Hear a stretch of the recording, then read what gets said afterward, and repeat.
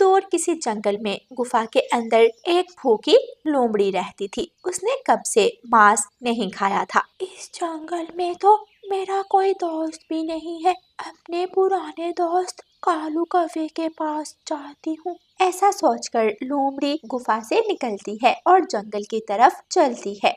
उसी जंगल में पेड़ पर एक चिड़िया का सुंदर सा घर था। घर के पास एक बड़ा बरगद का पेड़ था, जिसके नीचे चिड़िया ने अपनी बकरी बांधी हुई थी। मेरी प्यारी स्वीटो, अब जल्दी से मुझे दूध दे दो। आज मैं स्वादिष्ट खीर बनाऊंगी। मालकिन, आप कितनी अच्छी हो, मेरा कितना ख्याल रखती हो। कालू कौवा पेड़ पर अपने घोंसले में मजे से सो रहा था। लोमड़ी भी वहां पहुंच जाती है। कौवे, मेरे दोस्त कौवे, मेरे दोस्त कौवे, उठो। लोमड़ी की आवाज सुनकर कौवा जाग जाता है। हाँ हाँ लोमड़ी, बोलो क्या बात है, आज बहुत देर बाद नजर आई हो तुम। हाँ कौवे, मैंने मांस खाना छोड़ दिया। कब से बस झाड़ पत्ते ही खा रही हूँ, लेकिन आज बहुत भूख लगी है, इसलिए मैं तुम्हारे पास आई हूँ। तो बताओ लोमड़ी मौसी, क्या प्लान है, किसे खाना है? कब से मेरी नजर रानो चिड़िया की स्वीटो बकरी पर है। मुझे उसका नरम नरम मांस खाना है। शिकार तो बढ़िया खोजा है तुमने, लेकिन बदले में मुझे क्या मिलेगा? मेरे उसे खाने से पहले तुम उसका दूध निकाल लेना। तुम्हें मीठा मीठा दूध मिलेगा। दोनों कौवा और लोमड़ी हंसने लग जाते हैं। फिर लोमड़ी कौवे को अपना प्लान बताती है और कालू कौवा लोमड़ी की पीठ पर बैठ जाता है और दोनों जंगल की तरफ निकल जाते हैं। उन्हें सामने पेड़ के नीचे तोता, रानो चिड़िया और स्वीटो बकरी नजर आते हैं। दोनों उनके पास चले जाते हैं। मालकिन, लोमड़ी आ रही है। काला कौवा लोमड़ी को लेकर आ रहा है। वहीं रुक जाओ लोमड़ी, पास मत आना हमारे। दोस्तों डरो नहीं, लोमड़ी अब मांस नहीं खाती, ये तो हमसे दोस्ती करने आई है। रानो चिड़िया पास पड़ा डंडा उठा लेती है। कालू भैया, ना मुझे आप पर विश्वास है और ना इस लोमड़ी पर, इसलिए अच्छा होगा आप दोनों यहाँ से चले जाएं। रानो चिड़िया, इतना गुस्सा क्यों कर रही हो? मेरा यकीन मानो, अब मैं बदल गई हूँ। रानो बहन, हो सकता है कि लोमड़ी सच में बदल गई हो, हमें इसे एक मौका देना चाहिए। ठीक है लोमड़ी, आज से तुम हमारी दोस्त हो, लेकिन फिर भी पक्षियों सावधान रहना। लोमड़ी और कालू कौवा वहां से चले जाते हैं। पूरे जंगल में ये बात फैल चुकी थी कि आज से लोमड़ी पक्षियों की दोस्त है। लोमड़ी मौसी, दोस्ती तो कर ली, अब आगे क्या करना है? कौवे, आगे का भी सारा प्लान है मेरे पास, लेकिन पहले उस चिड़िया का विश्वास जीतना है मुझे, तभी मैं उसकी बकरी को खा सकूंगी। अब तुम जंगल जाओ और पक्षियों से कहो कि मैंने उन सब की दावत रखी है। कालू कौवा जंगल जाता है और सब पक्षियों को लोमड़ी की तरफ से दावत का आमंत्रण दे आता है। सब पक्षी बरगद के बड़े पेड़ के नीचे जमा हो जाते हैं। पक्षियों, लोमड़ी ने दोस्ती का दावा तो किया है, लेकिन उसने पहले हमारे जंगल के बहुत से पक्षियों को खाया है, इसलिए सावधान रहना आप सब। फिर सब पक्षी लोमड़ी की गुफा में पहुंच जाते हैं। लोमड़ी, हम तुम्हारी दावत जरूर खाएंगे, लेकिन पहले तुम खाओ। क्यों नहीं? लोमड़ी पहले भोजन खाती है और फिर बाकी सब पक्षी भोजन खाते हैं। ऐसे ही कुछ दिन गुजर जाते हैं। जंगल में बारिशों का मौसम शुरू हो गया था। तेज बारिश हो रही थी। लोमड़ी, लगता है तुम उस बकरी को खाना नहीं चाहती। कौवे, अब समय है अपना आखिरी दांव चलने का। फिर लोमड़ी कालू कौवे के कान में सारा प्लान बताती है। वैसे लोमड़ी मौसी, तुम हो बहुत चालाक। फिर कालू कौवा स्वीटो बकरी के पास जाता है। स्वीटो, लोमड़ी की गुफा के सामने बहुत सारा बारिश का पानी जमा हो गया है, इसलिए वो जंगल नहीं आ पा रही। लेकिन कालू कौवे, हम जानवर बारिश के पानी में से अपनी लंबी टांगों की मदद से आसानी से चल सकते हैं। वो बेचारी बहुत बीमार हो गई है, उसे दवा की बहुत ज़रूरत है, लेकिन उसमें चलने की बिल्कुल भी हिम्मत नहीं है। मैं उसके पास गया था, उसने मुझे मदद लेने को जंगल भेजा है। रानो चिड़िया भी घर से बाहर आ जाती है। कालू भैया, आप इस समय मेरी बकरी के पास क्या कर रहे हैं? रानो बहन, फिर कालू कौवा सारी बात रानो चिड़िया को बताता है। कालू भैया, सच कहूँ तो मुझे उस लोमड़ी पर विश्वास नहीं है, इसलिए माफ़ करना।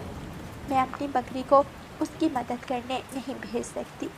रानो, लोमड़ी कह रही थी कि जंगल के पक्षी उसकी मदद जरूर करेंगे, लेकिन लगता है उस बेचारी की मौत का समय आ गया है। कुछ देर के बाद सब पक्षी बरगद के पेड़ के नीचे जमा हो जाते हैं। रानो बहन, लोमड़ी से दोस्ती हुए काफी समय हो गया है, अब हमें उस पर विश्वास कर ही लेना चाहिए। हाँ रानो बहन, वो हमारी दोस्त है और दोस्त की मदद करना दोस्त का फर्ज है। ठीक है कालू भैया, हम सब चलते हैं। नहीं नहीं रानो चिड़िया, रास्ता बहुत तंग है, सिर्फ स्वीटो ही गुजर सकती है। ऐसा कहकर कालू कौवा स्वीटो बकरी को लेकर गुफा की तरफ निकल जाता है। लोमड़ी स्वीटो की पीठ पर लेट जाती है और स्वीटो गुफा के सामने खड़े पानी में चलना शुरू करती है। नरम नरम मांस देखकर लोमड़ी की आंखों में चमक आ जाती है। वो बकरी पर चिपटने ही लगती है कि स्वीटो को लोमड़ी की चालाकी का पता लग जाता है। स्वीटो बकरी एक जोरदार मोड़ काटती है और लोमड़ी को बारिश के पानी में फेंक देती है। तोड़ दी, मेरी पीठ तोड़ दी। स्वीटो तेजी से भागती है और वापस जंगल की तरफ चली जाती है। कौवे, मुझ में उठने की हिम्मत नहीं है, मेरी मदद कर। लगता है मेरी तो पीठ की कोई हड्डी ही टूट गई है। हाय, मेरी पीठ। भला मैं क्या तुम्हारी मदद करूं? मैं तो जा रहा हूं जंगल, ऐसा ना हो कि पक्षी मेरे भी खिलाफ हो जाए। कालू कौवा जंगल की तरफ भाग जाता है और लोमड़ी पानी में गिरी रो रही थी। वो बहुत कोशिश करती है लेकिन उठ नहीं पाती। प्यारे दोस्तों, बुरे काम का अंजाम बुरा ही होता है। और प्यारे दोस्तों, इस कहानी को लाइक, अपने दोस्तों के साथ शेयर और चैनल को सब्सक्राइब करना बिल्कुल मत भूलना। आपका धन्यवाद। कालू कौवे का पिता बहुत अमीर कौवा था और कालू कौवे के पिता में पैसे का बहुत ज्यादा घमंड था। पिताजी, आप हर रोज पता नहीं कितना पैसा ऐसे ही फालतू में खर्च कर देते हैं, लेकिन कभी किसी गरीब पक्षी की मदद नहीं करते। कालू, आज तो तुमने मुझे ये बात कह दी है, लेकिन आइंदा मत कहना मुझे। तुम्हें पता भी है पैसा कितनी मुश्किल से कमाया जाता है, और तुम चाहते हो मैं ये पैसा गरीब पक्षियों पर जाया कर दूं। कालू कौवा कोई जवाब नहीं देता और अपने घर से निकल आता है। कालू कौवा एक पेड़ की शाख पर बैठ जाता है। मेरे घमंडी बाप की वजह से कोई पक्षी मेरा दोस्त भी नहीं बनता। पैसे से खुशी बिल्कुल भी खरीदी नहीं जा सकती। कैसे समझाऊं मैं ये बात पिताजी को? कालू ऐसे ही सोच रहा था कि वहां मानो चिड़ा आ जाता है। कौवे भाई, आप उदास क्यों बैठे हैं? चिड़े यार, मेरा कोई दोस्त नहीं बनता। फिर कालू सारी बात मानो को बताता है। कमाल है कालू भाई, आप अमीर हैं इसलिए आपका कोई दोस्त नहीं बनता, और मैं गरीब हूँ इसलिए मेरा कोई दोस्त नहीं बनता। क्या तुम मेरे दोस्त बनोगे मानो? क्यों नहीं कालू, लेकिन कालू, दोस्ती करोगे तो निभानी पड़ेगी, समझे? क्यों नहीं मानो यार, मैं अपनी दोस्ती पर पूरा उतरूंगा। फिर दोनों दोस्त एक दूसरे से अपने दिल की बातें करने लग जाते हैं। ऐसे ही शाम हो जाती है। आज बहुत समय बाद ऐसे लगा जैसे दिल हल्का हो गया हो। हम रोज इसी जगह मिला करेंगे। ठीक है कालू, मैं भी चलता हूँ। फिर मानो अपने घर की तरफ चला जाता है और कालू कौवा अपने घर की तरफ चला जाता है। किस आवारा चिड़े के साथ बैठे थे आज तुम? पिताजी, आप कब मेरे ऊपर नजर रखना बंद करेंगे? मैं कोई छोटा बच्चा नहीं हूँ। अब मैं अपनी जिंदगी के फैसले खुद कर सकता हूँ।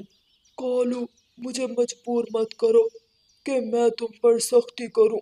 पिताजी, अगर आपने मुझ पर ज्यादा सख्ती की तो मैं घर छोड़कर चला जाऊंगा।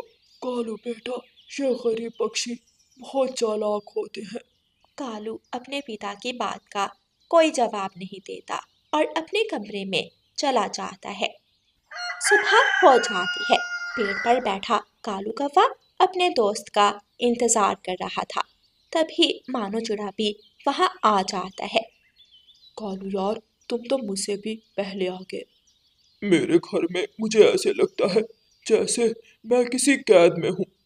तुमसे बात करके बहुत अच्छा लगता है मुझे। कालू, तुम्हें पता है, इस जंगल में एक चिड़िया है, मुझे बहुत पसंद है, लेकिन मेरे पास इतने पैसे नहीं कि मैं उसे शादी कर सकूं। मानो रोज मैं इतने पैसे जाया कर देता हूँ। तुम उसके घर रिश्ता लेकर जाओ, शादी के सारे इंतजाम मैं करूँगा। नहीं कालू यार, मैंने इस सब के लिए थोड़ी ना दोस्ती की है। मैं मेहनत करूंगा, खुद पैसे कमाऊंगा। वाह यार मानो, तुमने तो मेरा दिल खुश कर दिया। वैसे मुझे भी तो भाभी दिखाओ। क्यों नहीं, वो रोज शाम को नदी पर आती है पानी भरने। मैं दिखाऊंगा तुम्हें। दोनों दोस्त ऐसे ही बातें करते रहते हैं। शाम हो जाती है। चल यार कालू, तुझे तेरी भाभी दिखाता हूँ। कालू कौवा और मानो चिड़ा नदी किनारे चले जाते हैं। लगता है भाभी अभी आई नहीं है। हाँ यार कालू, ऐसा ना हो कहीं आज वो आए ही ना। अभी कालू और मानो ऐसे ही बातें कर रहे थे कि रानो अपनी पानी की बाल्टी उठाकर आती है। वो देखो कालू, आ गई रानो। वाह, मेरे दोस्त की पसंद तो बहुत अच्छी है। यार बस जल्दी से अब शादी कर ले, मैं तेरी शादी पर बहुत नाचूंगा। ऐसे ही दिन गुजरते गए। मानो चिड़ा खूब मेहनत कर रहा था और दिन गुजरने के साथ साथ मानो और कालू की दोस्ती भी गहरी होती जा रही थी। दोनों दोस्त पहले दिन की तरह पेड़ पर बैठे बातें कर रहे थे। यार मानो, आजकल बिजनेस में बड़े दुश्मन आ गए हैं। हर तरफ खतरा ही खतरा है। आज पिताजी मुझे कह रहे थे कि मैं बाहर मत जाऊं। हाँ यार कालू, बिजनेस में ऐसे दुश्मन बन ही जाते हैं। आज तुम जल्दी घर चले जाना। अब भी कालू और मानो ऐसे ही बातें कर रहे थे कि वहां दो उल्लू आ जाते हैं। उनके पंखों में डंडे पकड़े हुए थे। कालू और मानो समझ जाते हैं कि वो जरूर कालू के पिता के दुश्मन हैं। लेकिन कालू कौवा और मानो चिड़ा भी कम नहीं थे। वो उन उल्लुओं को खूब मारते हैं। आखिर वो उल्लू डरकर भाग जाते हैं। यार मानो, मजा ही आ गया। अगर तुम्हारे जैसा सच्चा दोस्त साथ हो तो किसी दुश्मन से कोई खतरा नहीं है। लेकिन कालू, अब तुम्हारा घर से बाहर रहना खतरे से खाली नहीं है। तुम जल्दी से घर चले जाओ। कालू कौवा घर आकर सारी बात अपने पिता को बताता है। उन उल्लुओं को तो मैं छोड़ूंगा नहीं। कालू बेटा, मैं तुम्हें अक्सर डांटता रहता हूँ, लेकिन आज मुझे बहुत खुशी हो रही है कि तुमने एक ऐसा दोस्त चुना है जिसने मुश्किल समय में भी तुम्हारा साथ नहीं छोड़ा, बल्कि डटकर तुम्हारे साथ खड़ा रहा। पिताजी, आप भी गार्ड्स को हर समय अपने साथ रखा करें। एक आप ही तो हैं मानो से पहले जो मेरे लिए बहुत अहम है। कालू का पिता कालू को गले से लगा लेता है।